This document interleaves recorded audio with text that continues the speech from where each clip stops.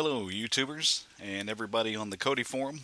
This is Lats, and I know it's been a while since I posted on my YouTube channel, but I've got a pretty cool new feature that I've added to MQ9 skin. It's a View Selector window. You can now go through, open this window, and set your own custom view list through the skin instead of editing those XML files that I have.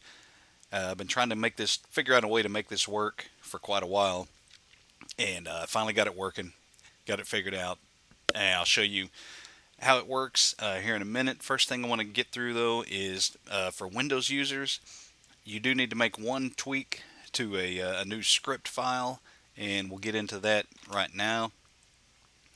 Like I said, this is just for Windows users.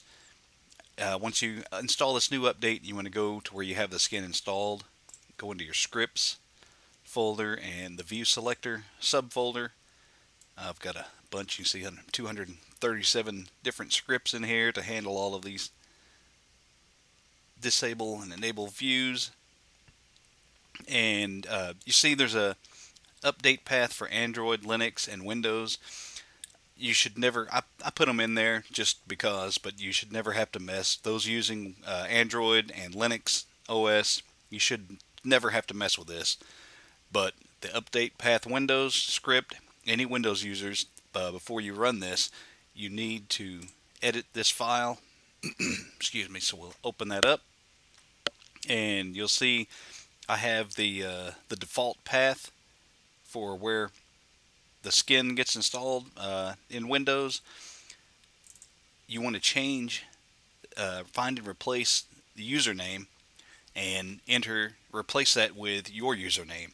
But when you do that, you don't want to just find the word username, because you see this third line here on each section of the code here gets highlighted, and you don't want to change that. You want to leave that by default the way it is. So search for /username. So you want to find / username and replace that with your username. We'll just use Lats as an example to show you how this works. So we're going to replace all of those with your username, and now you want to change not the username field on this line, but the 5 asterisks. So what that's going to do when you change that, it's going to open all of those scripts and replace username in there with your username. So now we want to find those 5 asterisks, take that / off, and we're going to change that to your username as well. So this script is ready to run. You can go ahead and save it. If you have Kodi installed in the default location for Windows, this should be ready to run. And now I'm going to show you what you need to change if you have a portable install like I do. So there's a few more steps. We want to change the whole first part of this path. So I'm going to copy, this is my path to my portable install. So we'll paste that on the replace. So I'm going to change that first part of the path to my path where I have the portable install. We'll do a replace all. So now it has the right path where it can go out and find all of these scripts. And the next thing I want to change now for the portable install, we want to change both of these. So now I'm going to search for username, and I want to replace that with the default path that was up here on these other lines, because this is gonna find this path. So we want to change that on all of these lines. You see that's now changed, and instead of the username on this one, I want to change it to the portable path there. So let's paste that in here. So we're going to change that field to the portable So now, save this again. So now this file is ready to edit all of your scripts for a portable install. I know this might be a little confusing. If you have trouble with this, go ahead and post here on YouTube or in the forum, and I'll walk you through getting this to work. It will work. I know it was a little confusing for me when I first made this script. I kept copying the wrong things, but if you need to pause this and take a look and see how it's set up for either default or portable install, go ahead. But now that we're ready to run this in a portable install, we'll go back to the skin and I'll show you the top menu. I've removed those two buttons for a custom, I think it said custom view list and default views list. Those buttons are gone. You now see this button, update view selector paths, and open view selector. So the first thing we're going to run, now that that script is ready, we're going to update our view selector paths. So you select it and it prompts you to make sure your path is right in the script. Before you proceed, we know it is. We'll say yes, and if it works, everything's cool, you'll get the task complete alert, and over on the right the view paths have been updated, so you say OK to that. If it fails, you'll see it'll say add-on error, and so you need to go back and look at your script and make sure you have everything entered correctly. But it says that it completed correctly, and one way to verify that, we'll just open up this last script here for view 38. You see I now have the portable path that's been changed from the default to the portable path. So all of those scripts have been edited. So now your view selector is ready to go. So now when you open the view selector, you'll see over on the left you have a list. We're in movies, so this list is based, it will display the views that are available for the content that you currently have selected. So movies, all of the views are available. You see all of the views are enabled. If you go right, you get the scroll bar. It highlights so you can go down page by page.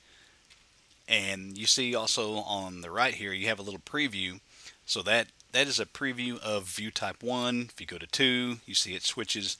I made screenshots of every view. And also based on the content, if you're viewing songs right now, it would show a screenshot of songs for all of these views. So you can scroll through here, you see that it changes the little preview window to each view, so you get a little preview of what it's going to look like. So let's just turn off view 12. You see it switched to disabled. That edits an XML file, your includes views XML file, but it doesn't save it on your list. Your list, if you just exit out of here right now, it will still show in your list. You have to save it. So when you select that save button, it refreshes the skin and it will reference that XML file again, and you'll see when it does that. So now we'll go look at the view list and you'll see that view 12 is now unavailable. So if you didn't want to turn that one off, we'll go down to 12, turn it back on. You can go through here and change it. We'll say 6, 7, and 8. We'll disable those. You want to save it again so it refreshes the skin.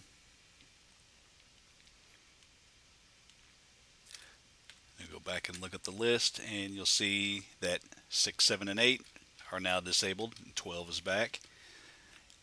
So you see I have CodeFlix View Type 16 is enabled right now. So if you accidentally, we'll turn these back on. If you're going through here and you accidentally disable the view that you currently have selected right now, you can save it. And when it refreshes the skin, it's still going to display that view. It disables the view in the XML, but not in the skin itself. So don't worry about screwing that up. You can't screw that up if you accidentally disable a view that you have selected.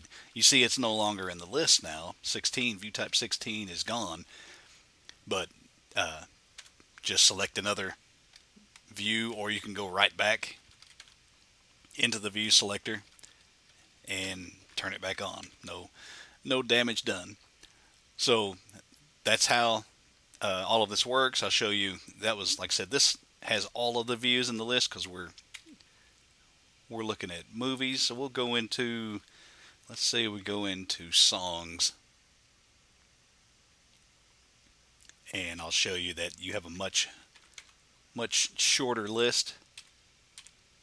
If you open up the view selector for songs, you'll see right now this will only display the views that you can actually view a song with. And you can see the preview. I used Billy Joel as the artist for all the screenshots, so you can see all the. There's a view type 35. That's also brand new to the skin. You couldn't use that for songs in the past, but that is now part of this update as well. You can use that view. So that's the new view selector. Like I said, everything seems to be working fine.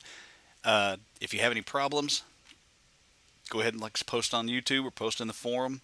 I'm going to post in the forum to alert everybody on the threads, on the MQ9 threads, to go ahead and do a backup, because this adds a lot of settings to your settings.xml file. And if you update the skin before you go through and reset your skin, all of those new settings, you'll have to go in and manually set them. So, yep, look, of course, this video will post after I post that warning, but that's one little thing you'll have to contend with if you update before you make a backup.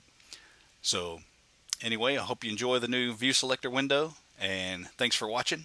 Take care, everybody.